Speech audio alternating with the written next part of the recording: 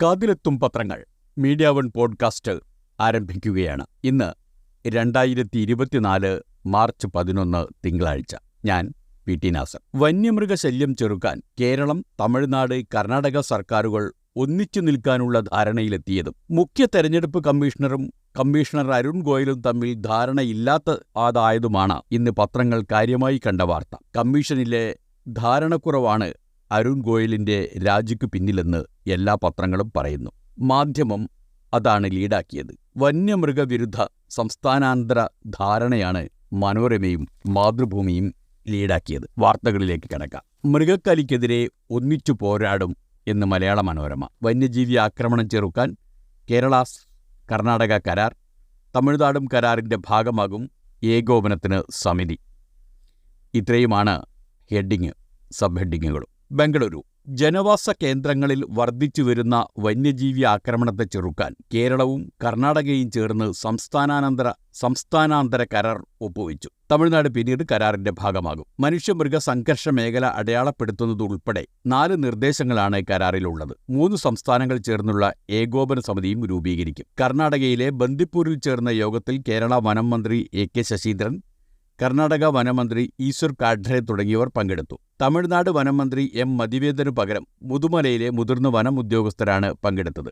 1970 വന്യജീവി സംരക്ഷണ നിയമത്തിൽ കാലോചിതമായ മാറ്റം വരുത്താൻ കേന്ദ്ര സർക്കാർ തയ്യാറാകണമെന്ന് കേരളത്തിലെയും കർണാടകയിലെയും വനം മന്ത്രിമാർ ആവശ്യപ്പെട്ടു. ജനവാസ മേഖലയിൽ കാട്ടാനകൾ പ്രവേശിക്കുന്നത് തടയാനുള്ള റെയിൽ ബാരിക്കേഡുകൾ സ്ഥാപിക്കാൻ കേന്ദ്രം ആവശ്യമായ ഫണ്ട് അനുവദിക്കുന്നില്ലെന്നും മന്ത്രിമാർ പറഞ്ഞു. ബന്ദിപ്പൂർ, നാഗർഹോളെ, മുതുമല, വയനാട് എന്നീ സങ്കേതങ്ങൾ അതിർത്തി പങ്കിടുന്ന 3 സംസ്ഥാനങ്ങളിലും വന്യജീവികളെക്കൊണ്ട് ജനം പൊറുതിമുട്ടുന്ന സാഹചര്യത്തിലാണ് യോഗം വിളിച്ചത്. ഏകോപനത്തിന് നോഡൽ ഓഫീസർ. ബംഗളൂരു. ഒരു നോഡൽ ഓഫീസർക്ക് കീഴിലാണ് സംസ്ഥാനാന്തര ഏകോപന സമിതി പ്രവർത്തിക്കുക.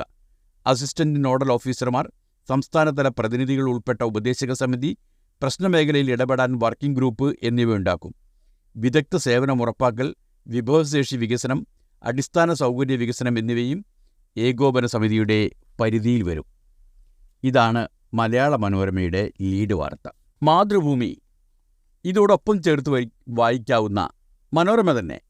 മനോരമയുടെ 14-ാം പേജിൽ, അവസാന പേജിൽ ഇതോടൊപ്പം ചേർത്ത് വായിക്കാവുന്ന മറ്റൊരു വാർത്ത കൂടി നൽകിയിട്ടുണ്ട്.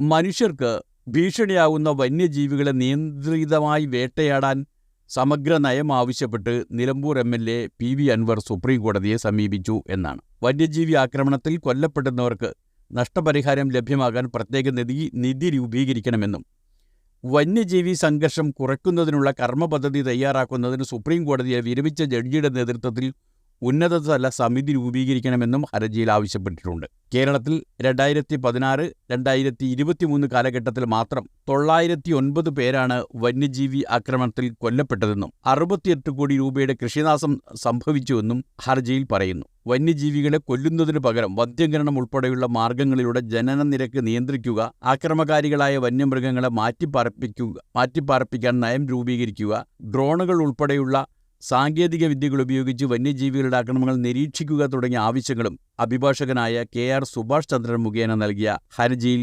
ഉയർത്തുന്നുണ്ട്. 3 സംഭവങ്ങൾ ഇന്ന് മലയാള മനോരമ 1-ാം പേജിൽ തന്നെ വിന്യസിച്ചിരിക്കുന്നു. പ്രസ്താവനകളും അറിയിപ്പുമൊന്നുമല്ലാത്ത 3 സംഭവങ്ങൾ.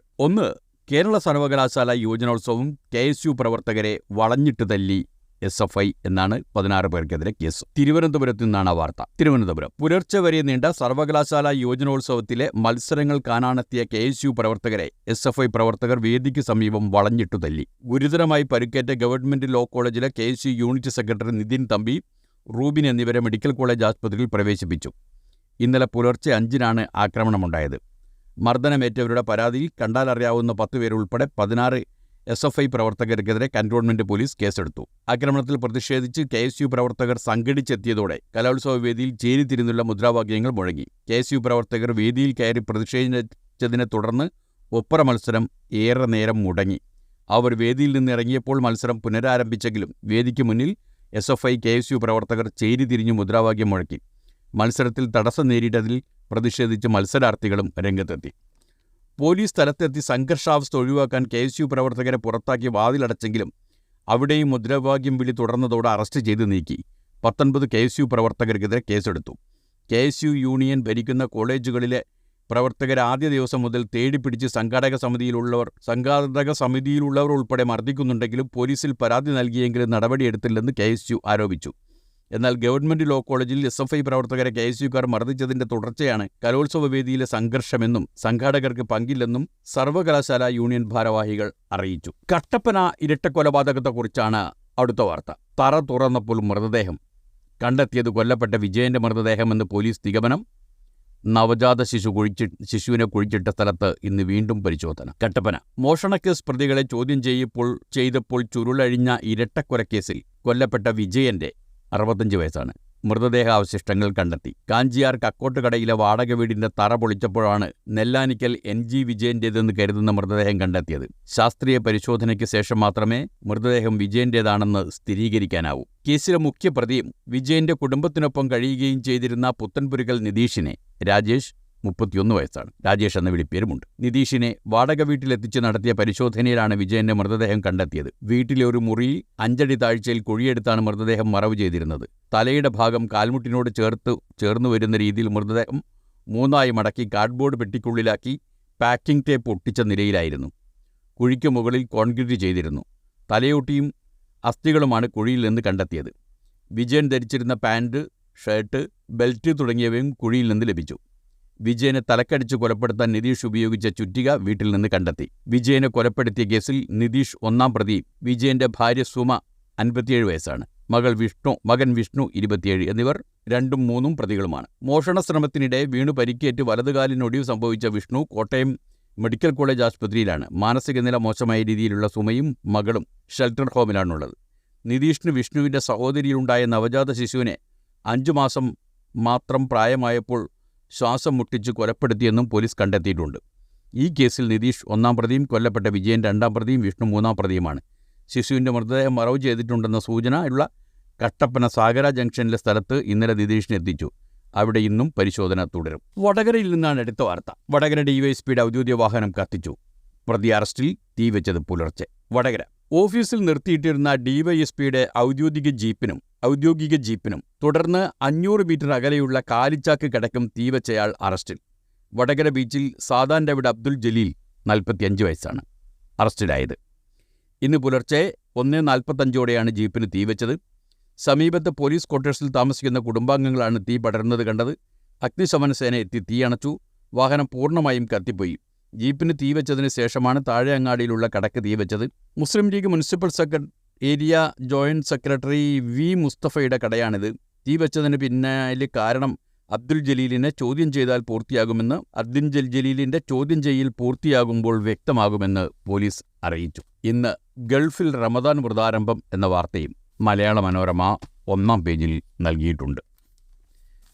തീവ്ര സ്വഭാവമുള്ള പോസ്റ്റുകൾ നിരീക്ഷിക്കും ATSന് 1.20 കോടി രൂപ അനുവദിച്ചു എന്നൊരു വാർത്തയുമുണ്ട്. തിരുവനന്തപുരം സാമൂഹ്യ മാധ്യമങ്ങളിലെ തീവ്രവാദ സ്വഭാവമുള്ള പോസ്റ്റുകൾ കൂടുതലായി നിരീക്ഷിക്കാനും വിശകലനം ചെയ്ത് ഡാറ്റ തയ്യാറാക്കുന്നതിനും സംസ്ഥാന തീവ്രവാദ വിരുദ്ധ സ്ക്വാഡ് ഒരുങ്ങുന്നു.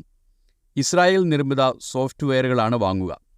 പോസ്റ്റിൻ്റെ സ്വഭാവം, പോസ്റ്റിന് സമൂഹ മാധ്യമങ്ങളിൽ ലഭിക്കുന്ന പിന്തുണ, കൂടുതൽ പോസ്റ്റുകൾ ഏതു മേഖലയിൽ നിന്ന്, പോസ്റ്റ് ഇടുന്നവരുടെയും പിന്തുണ നൽകുന്നവരുടെയും പ്രായം, അനുകൂല പ്രതികൂല കമൻറ്റുകളുടെ എണ്ണം തുടങ്ങിയ ഡാറ്റ തയ്യാറാക്കും. 1.20 കോടി രൂപ ചെലവിൽ ഉപകരണങ്ങൾ വാങ്ങാൻ DGPക്ക് നൽകിയ പുതുക്കിയ ശുപാർശ ആഭ്യന്തര വകുപ്പ് അംഗീകരിച്ചു. ഇടുക്കിയിൽ നിന്ന് മൂന്നാറിൽ നിന്ന് രസകരമായൊരു രാഷ്ട്രീയ വാർത്തയുണ്ട്. കഴിഞ്ഞ ദിവസം എസ് രാജേന്ദ്രൻ MLA ഒരു കാര്യം വെളിപ്പെടുത്തിയിരുന്നുവല്ലോ. അദ്ദേഹത്തോട് സംസാരിക്കാൻ BJPക്കാർ വന്നു എന്ന്. എന്നാൽ CPMൽ വാതിൽ തുറന്നു കിടക്കുന്നിടത്തോളം കാലം താൻ CPMൽ തന്നെ തുടരുമെന്നും മറ്റു പാർട്ടിയിലേക്ക് പോകില്ല എന്നും അതിൻ്റെയൊക്കെ തുടർച്ചയായി ഉള്ള ഒരു വാർത്ത മലയാള മനോരമ നൽകിയിരിക്കുന്നു. അംഗത്വ ഫോമുമായി CPM നേതാക്കൾ രാജേന്ദ്രൻ്റെ വീട്ടിൽ.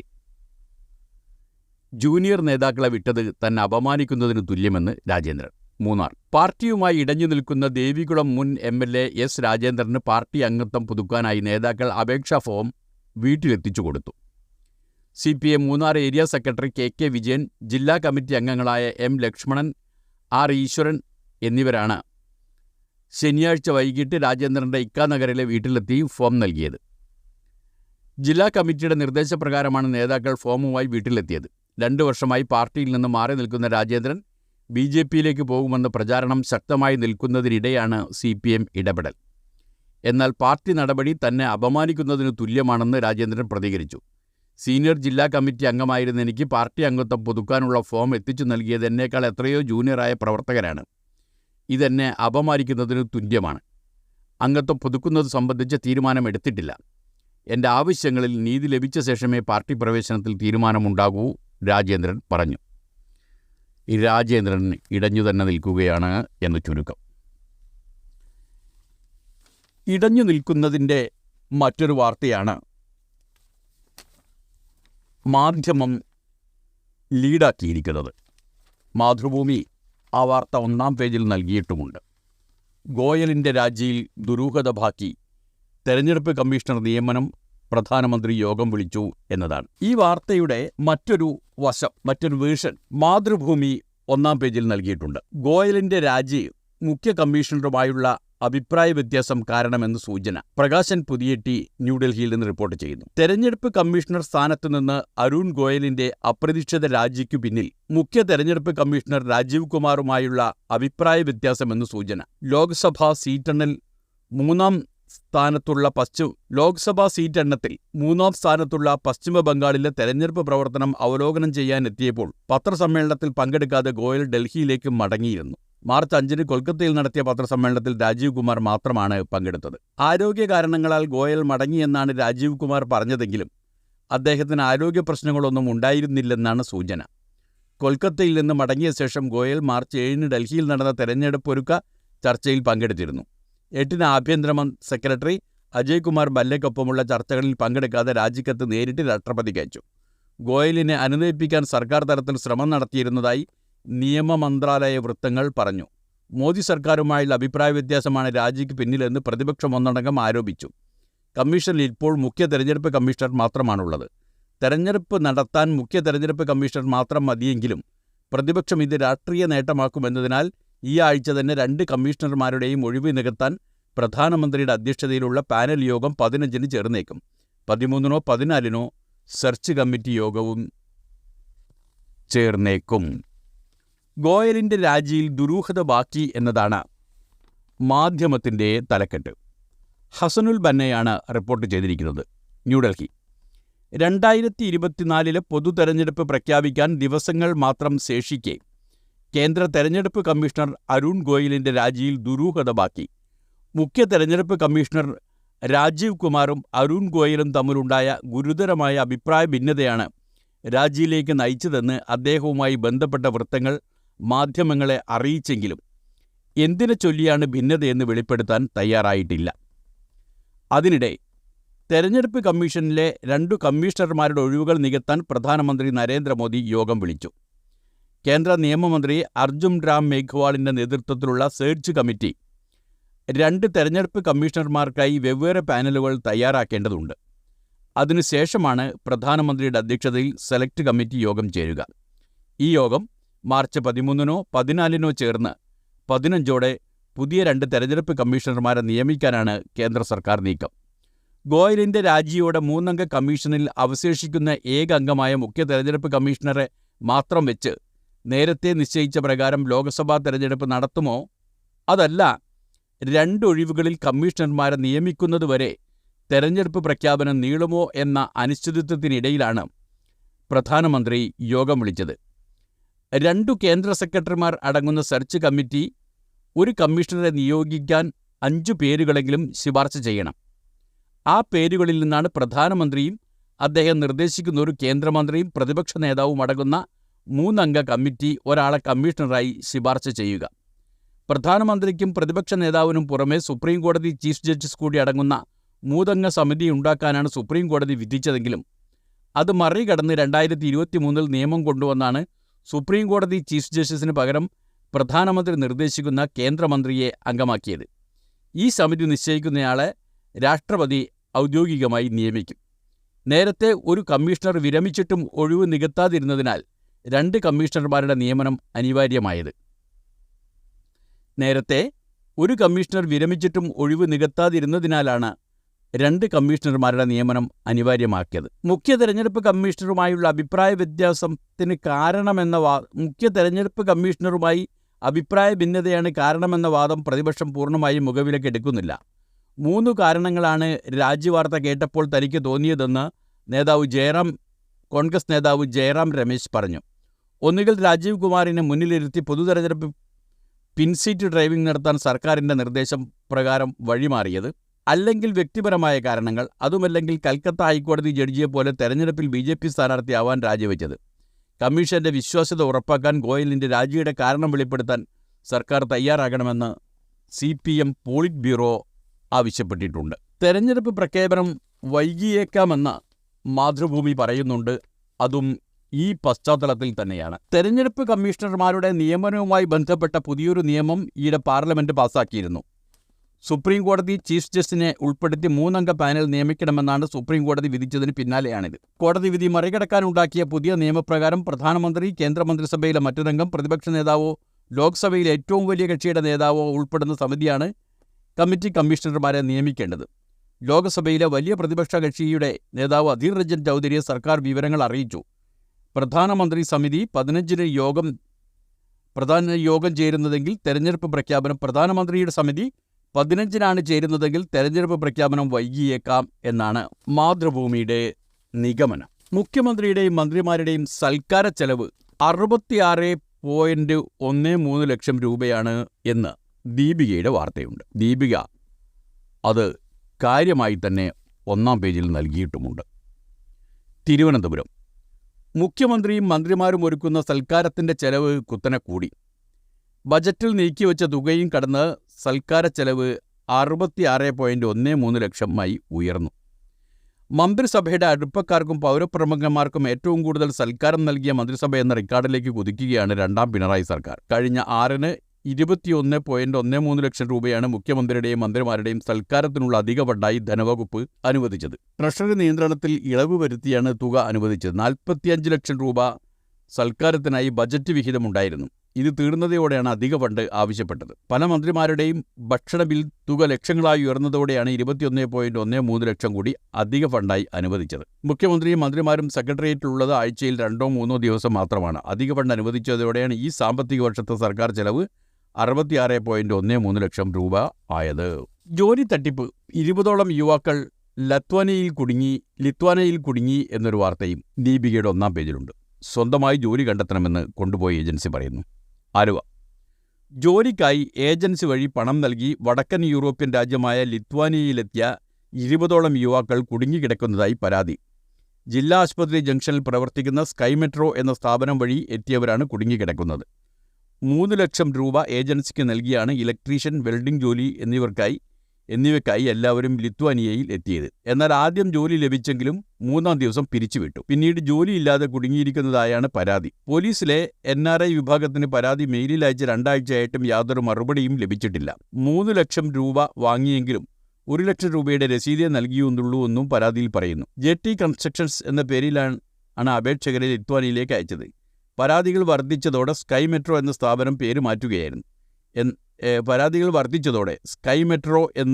സ്ഥാപനത്തിൻ്റെ പേര് മാറ്റുകയായിരുന്നു.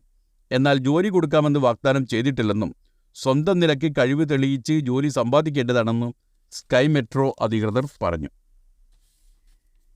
എല്ലാ നഗരങ്ങളിലേക്കും കേന്ദ്രത്തിന്റെ സഹകരണ ബാങ്കുകൾ വരുന്നു എന്ന വാർത്ത കേരള കൗമുദിയിലുണ്ട്. തിരുവനന്തപുരം സംസ്ഥാനങ്ങളിലെ സഹകരണ ബാങ്കുകൾക്ക് വെല്ലുവിളിയായി രാജ്യത്തെ എല്ലാ നഗരങ്ങളിലും അർബൻ കോഓപ്പറേറ്റീവ് ബാങ്ക് സ്ഥാപിക്കാൻ കേന്ദ്ര സർക്കാർ. ഇതിന്റെ ആസ്ഥാനമായാണ് കഴിഞ്ഞ ദിവസം നാഷണൽ അർബൻ കോഓപ്പറേറ്റീവ് ഫിനാൻസ് ഡൽഹിയിൽ ഉദ്ഘാടനം ചെയ്തത്.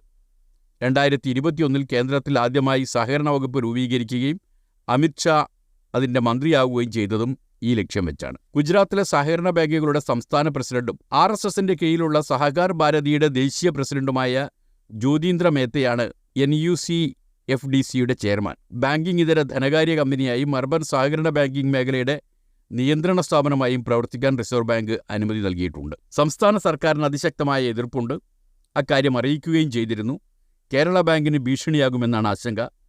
സഹകരണ മേഖല സംസ്ഥാനങ്ങളുടെ നിയന്ത്രണത്തിലായിരിക്കണമെന്ന് സുപ്രീം കോടതി വ്യക്തമാക്കിയിട്ടുണ്ട്. ഇത് മറികടക്കാൻ രണ്ടാം UPA സർക്കാർ മൾട്ടി സ്റ്റേറ്റ് സഹകരണ സംഘങ്ങൾക്ക് പ്രവർത്തനാനുമതി കൊടുത്തു. അതിന്റെ തുടർച്ചയാണ് ഇപ്പോഴത്തെ നീക്കം. കരുവണ്ണൂർ തട്ടിപ്പ് പോലുള്ള സംഭവങ്ങളിൽ കേന്ദ്ര ഏജൻസികൾ അന്വേഷണം കടുപ്പിക്കുകയും നബാർഡും റിസർവ് ബാങ്കും സംസ്ഥാന സഹകരണ ബാങ്കുകൾക്ക് നിയന്ത്രണങ്ങൾ ശക്തമാക്കുകയും ചെയ്യുന്നതിനിടെയാണ് കൂടുതൽ സ്വാതന്ത്ര്യമുള്ള കേന്ദ്ര അർബൻ ബാങ്കുകൾ എത്തുന്നത്. കേരള ബാങ്കിന് വെല്ലുവിളി. RSS സഹകാർ ഭാരതിയുടെ ദേശീയ അധ്യക്ഷൻ ചെയർമാൻ എന്ന് കേരള കൗമുദി ഹെഡിങ്ങിൽ എടുത്തു കാണിക്കുന്നുണ്ട്. സുപ്രഭാതത്തിൽ ഇസ്രായേലിൽ നിന്നുള്ള ഒരു വാർത്തയുണ്ട്. ഇസ്രായേൽ സർക്കാരിനെതിരെ യാഥാസ്ഥിക ജൂത വിഭാഗത്തിൻ്റെ മേധാവി നടത്തിയ പ്രസ്താവനയാണത്. സൈന്യത്തിൽ ചേരാൻ നിർബന്ധിച്ചാൽ രാജ്യം വിടും എന്ന്. ടെലവീവ്. സൈന്യത്തിൽ ചേരാൻ മതവിദ്യാർത്ഥികളെയും പുരോഹിതരെയും നിർബന്ധിച്ചാൽ സൈന്യത്തിൽ ചേരാൻ മതവിദ്യാർത്ഥികളെയും പുരോഹിതരെയും നിർബന്ധിച്ചാൽ കൂട്ടത്തോടെ രാജ്യം വിടുമെന്ന് ജൂത പുരോഹിതരുടെ ഭീഷണി. ഗസയിൽ നടക്കുന്നത് വംശീയ കൂട്ടക്കൊലയാണെന്ന പ്രചാരണം ഇസ്രായേലിൽ ശക്തമാകുന്നതിനിടെയാണ് ജൂത പുരോഹിതരും സർക്കാരിനെതിരെ രംഗത്ത് വന്നത്. ഓർത്തഡോക്സ് ജൂത വിഭാഗമായ ഹരേദിന്റെ മേധാവി റബ്ബി ഇത്സാക്ക് യൂസെഫ് ആണ് ഇക്കാര്യം അറിയിച്ചത്. ഇസ്രായേലിൽ യുവാക്കൾക്ക് നിർബന്ധിത സൈനിക സേവനമുണ്ട്. എന്നാൽ സൈന്യത്തിൽ ചേരുന്നതിന് ഓർത്തഡോക്സ് ജൂത വിഭാഗത്തെ സുപ്രീം കോടതി പ്രത്യേക ഉത്തരവിലൂടെ ഒഴിവാക്കിയിട്ടുണ്ട്. പലസ്തീൻ അധിനിവേശം തുടങ്ങിയ സമയം മുതൽ ഓർത്തഡോക്സ് ജൂത വിഭാഗം നിർബന്ധിത സൈനിക സേവനത്തിനെതിരാണെന്ന് റബ്ബി വ്യക്തമാക്കി. ഗസയിലെ വംശഹത്യ തുടരുകയും ഗസയിൽ സൈനികർ കൊല്ലപ്പെടുകയും ചെയ്ത സാഹചര്യത്തിൽ ജൂത മതപാഠശാലയിലെ കുട്ടികളെയും പുരോഹിതരെയും നിർബന്ധിത സൈനിക സേവനത്തിന് അയക്കാനാണ് ഇസ്രായേൽ നീക്കം. ഇത്തരമൊരു സാഹചര്യമുണ്ടായാൽ തങ്ങൾ സ്വയം ടിക്കറ്റ് എടുത്ത് രാജ്യം വിടുമെന്ന് അദ്ദേഹം പറഞ്ഞു. ഗസയിൽ വംശഹത്യ തുടങ്ങിയതോടെ ഇസ്രായേൽ സൈന്യത്തിൽ നിന്ന് 30,000 സൈനികർ രാജിവെച്ചതായി റിപ്പോർട്ടുണ്ട്. ഇസ്രായേലിന്റെ വിജയത്തിലും നിലനിൽപ്പിലും തോറയുടെ സ്വാധീനം, അതായത് ജൂതരുടെ മതഗ്രന്ഥമായ തോറയുടെ സ്വാധീനം വലുതാണ്. തോറ പഠിക്കൽ നിർബന്ധമാണ്. ഇത് പഠിക്കാതെ സൈന്യത്തിന് വിജയമുണ്ടാകില്ലെന്നും പാഠശാലയിലെ കുട്ടികളെ സൈന്യത്തിൽ ചേർക്കുന്നത് എതിർക്കുമെന്നും റബ്ബി പറഞ്ഞു. ഗസയോടനുബന്ധിച്ച് പലസ്തീനിൽ നിന്ന് കൂടുതൽ വാർത്തകൾ മറ്റു പത്രങ്ങളിലെല്ലാം ഉണ്ട്. റമസാനിൽ സയനിസ്റ്റ് തീവ്രവാദികളുടെ ആക്രമണം, കിഴക്കൻ ജെറൂസലേമിലെ വിശ്വാസികൾ ആശങ്കയിൽ എന്നതാണ് സിറാജിലുള്ള ഒരു പ്രധാനപ്പെട്ട വാർത്ത. ജെറൂസലം. മസ്ജിദുൽ അഖ്സ സ്ഥിതി ചെയ്യുന്ന അധിനിവിഷ്ട കിഴക്കൻ ജെറൂസലമിലെ വിശ്വാസികൾ കടുത്ത ആശങ്കയിൽ. വിശുദ്ധ റംസാൻ ആരംഭിക്കാനിരിക്കെ അഖ്സ സമുച്ചയത്തിൽ സയനിസ്റ്റ് തീവ്രവാദികൾ കുഴപ്പമുണ്ടാക്കുമെന്നാണ് ആശങ്ക. ഗസയിൽ ഇസ്രായേൽ അധിനിവേശ വംശഹത്യ തുടരുകയും വെടിനിർത്തൽ ശ്രമങ്ങൾ എങ്ങും എത്താതിരിക്കുകയും ചെയ്യുന്ന പശ്ചാത്തലത്തിലാണ് ഈ ആശങ്ക ശക്തമാകുന്നത്. റംസാനെ ഭക്തിപൂർവ്വം സ്വീകരിക്കാനും മനസമാധാനത്തോടെ ആരാധനാകർമ്മങ്ങളിൽ മുഴുകാനും സാധിക്കില്ലെന്ന വിശ്വാസത്തിലാണ് തങ്ങളെന്ന് വിശ്വാസികൾ അൽ ജസീറയോട് പറഞ്ഞു. വിശുദ്ധ മാസത്തിൽ ഇസ്രായേലി അധികൃതരും തീവ്ര വലതുപക്ഷ കുടിയേറ്റക്കാരും പലസ്തീനികളെ ആക്രമിക്കുമെന്ന് അവർ ഭയക്കുന്നു. പ്രകോപനമുണ്ടാക്കുമെന്ന് തന്നെയാണ് ഭയക്കേണ്ടത്. റംസാനിൽ കിഴക്കൻ ജെറൂസലമിൽ കൂടുതൽ പോലീസ് സാന്നിധ്യവും ഇടപെടലും ഉണ്ടാകുമെന്നതിന് മുൻ അനുഭവങ്ങൾ ധാരാളമുണ്ട്. ഇത്തവണ അത് കൂടുതൽ രൂക്ഷമാകും. കിഴക്കൻ ജെറൂസലമിലെ പലസ്തീൻ മനുഷ്യാവകാശ അഭിഭാഷകൻ മുനീർ സൈനബ പറഞ്ഞു. അത് സംബന്ധിച്ച് കൂടുതൽ വാർത്തകളുണ്ട്. രാഷ്ട്രീയ പത്രങ്ങളിലേക്ക് കടന്നാൽ, രാഷ്ട്രീയ പാർട്ടികളുടെ മുഖപത്രങ്ങളിലേക്ക് കടന്നാൽ രാഷ്ട്രീയ വാർത്തകളുടെ പല തരത്തിൽപ്പെട്ട വ്യാഖ്യാനങ്ങളുമുണ്ട്. എന്നാൽ അതിനിടയിൽ കൗതുകമുണർത്തുന്ന ഒരു കാര്യം ജന്മഭൂമിയിൽ മത്സ്യത്തെക്കുറിച്ചുള്ള ഒരു വാർത്തയാണ്. തീരം വിട്ട മത്സ്യങ്ങൾ ഇതര സംസ്ഥാനത്തു നിന്നുള്ളവ മാർക്കറ്റുകളിൽ സുലഭം എന്ന് ജന്മഭൂമി റിപ്പോർട്ട് ചെയ്യുന്നു. കോഴിക്കോട്. ചൂട് കൂടിയതോടെ കേരളത്തിലെ മാർക്കറ്റുകൾ സജീവമാവുകയാണ് ഇതര സംസ്ഥാന മത്സ്യങ്ങൾ. ചൂട് കൂടിയതോടെ കേരളത്തിലെ മാർക്കറ്റുകളിൽ സജീവമാവുകയാണ് ഇതര സംസ്ഥാന മത്സ്യങ്ങൾ. ട്രോളിംഗ് നിരോധനം മുന്നിൽ കണ്ട് വ്യാപാരികൾ സ്റ്റോക്ക് ചെയ്തതും ഇതര സംസ്ഥാനങ്ങളിൽ നിന്ന് വരുന്നതുമായ കാലപ്പഴക്കം ചെന്ന മത്സ്യങ്ങളാണ് വിപണിയിലുള്ളത്. അതോടെ നിലവിൽ പൊള്ളുന്ന വിലയാണ് മത്സ്യങ്ങൾക്ക്. അയല കിലോ 250-300, നെയ്മീൻ 500, മത്തി 250 മുകളിൽ, മത്തി ഒമാൻ 300, ചെമ്മീൻ 450, അയക്കൂറ 900 എന്നിങ്ങനെയാണ് വിപണി വില. കൂടാതെ ദിവസം തോറും വില വർദ്ധിക്കുകയാണ്. ഒപ്പം കൃത്രിമക്ഷാമം സൃഷ്ടിച്ച് വില ഉയർത്താനുള്ള ശ്രമങ്ങളും നടക്കുന്നതായി തൊഴിലാളികൾ ആരോപിക്കുന്നു.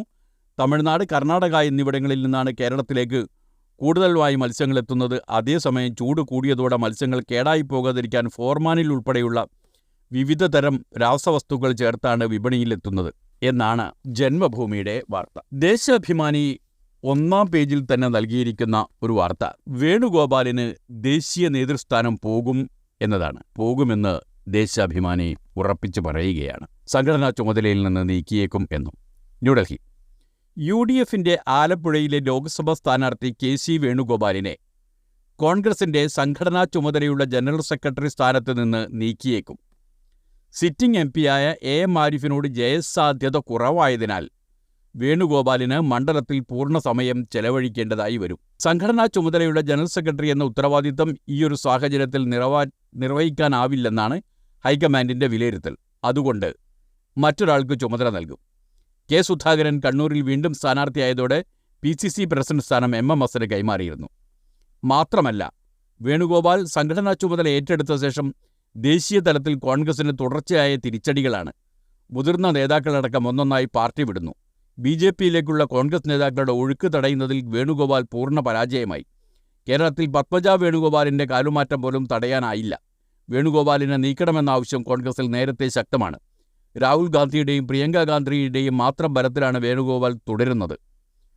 അങ്ങനെ പോകുന്നു ദേശാഭിമാനിയുടെ നിഗമനങ്ങൾ. എന്നാൽ വീക്ഷണം തിരിച്ചടി തുടങ്ങി എന്നൊരു വാർത്തയാണ് അവരുടെ ലീഡായി നൽകിയിരിക്കുന്നത്. BJPയിൽ നിന്ന് സിറ്റിംഗ് എംപിമാർ രാജിവെച്ച് കോൺഗ്രസിൽ ചേരുന്നു എന്നാണ് വാർത്ത. ഡൽഹി പൊതുതെരഞ്ഞെടുപ്പ് അടുത്തിരിക്കെ BJPയെ ഞെട്ടിച്ച് ഹരിയാനയിലെയും രാജസ്ഥാനിലെയും സിറ്റിംഗ് എംപിമാരായ പ്രമുഖ നേതാക്കൾ പാർട്ടിയിൽ നിന്ന് രാജിവെച്ച് കോൺഗ്രസിൽ ചേർന്നു. മുൻ IAS ഉദ്യോഗസ്ഥനും ഹരിയാനയിലെ ഹിസാർ മണ്ഡലത്തിൽ നിന്നുള്ള MPയുമായ ബിജേന്ദ്ര സിംഗ് അനുയായികൾക്കൊപ്പമാണ് BJPയിൽ നിന്ന് രാജിവെച്ച് കോൺഗ്രസിൽ ചേർന്നത്. രാജസ്ഥാനിലെ പ്രമുഖ നേതാവ് രാഹുൽ കാസ്വാനാണ് BJPയിൽ നിന്ന് രാജിവെച്ച മറ്റൊരു സിറ്റിംഗ് MP. രാജസ്ഥാനിലെ ചുരു മണ്ഡലത്തിൽ നിന്നുള്ള പാർലമെന്റ് അംഗമായ രാഹുൽ കാസ്വാൻ താമസിയാതെ കോൺഗ്രസിൽ ചേരുമെന്ന് അദ്ദേഹവുമായുള്ള അടുത്ത വൃത്തങ്ങൾ അറിയിച്ചു. ചുരുവിൽ നിന്ന് തുടർച്ചയായി 2 തവണ വൻ ഭൂരിപക്ഷത്തിൽ ജയിച്ചയാളാണ് രാഹുൽ കാസ്വാൻ. ബിജേന്ദ്ര സിംഗ് കോൺഗ്രസ് അധ്യക്ഷൻ മല്ലികാർജ്ജുനൻ ഖാർഗെയ്ക്കൊപ്പം നിൽക്കുന്ന ചിത്രവും വീക്ഷണം ഈ വാർത്തയോടുകൂടി തന്നെ നൽകിയിട്ടുണ്ട്. ഭാഗ്യത്തിനാണ് വീക്ഷണം അതങ്ങനെ നൽകിയത്. അല്ലെങ്കിൽ മറ്റു വാർത്തകളിൽ ഇതിൻ്റെ തലക്കെട്ട് മാത്രം കാണുന്നവർ ബിജേന്ദ്ര സിംഗ് കോൺഗ്രസിൽ നിന്ന് രാജിവെച്ച് BJPയിൽ ചേർന്നു എന്ന് തെറ്റിദ്ധരിച്ച ആ വാർത്ത വായിക്കാതെയും പോകുമായിരുന്നു. ഇങ്ങനെയൊരു തിരിച്ചടി വല്ലപ്പോഴും ഉണ്ടാകുമ്പോൾ അത് കാര്യമായി ഹൈലൈറ്റ് ചെയ്ത് പ്രചരിപ്പിക്കുക എന്ന പണി രാഷ്ട്രീയം തന്നെയാണ്. വീക്ഷണം അത് ചെയ്തു തുടങ്ങിയിരിക്കുന്നു. ഏതായാലും ഇന്നത്തെ വാർത്തകളും അവലോകനങ്ങളും ഇവിടെ അവസാനിക്കുകയാണ്. നാളത്തെ വാർത്തകളുമായി നാളെ വരാം. നന്ദി, നമസ്കാരം.